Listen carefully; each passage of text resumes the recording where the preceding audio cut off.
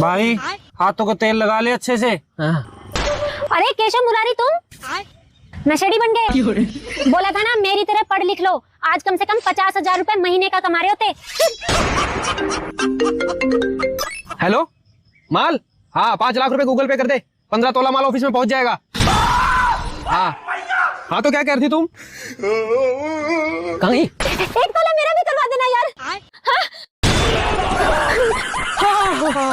वैसे एक दिन में कितना कमा लेते हैं? वो तो मेहनत पे डिपेंड है, 1 लाख 1.5 लाख कहीं नहीं गए। 1 लाख 1.5 लाख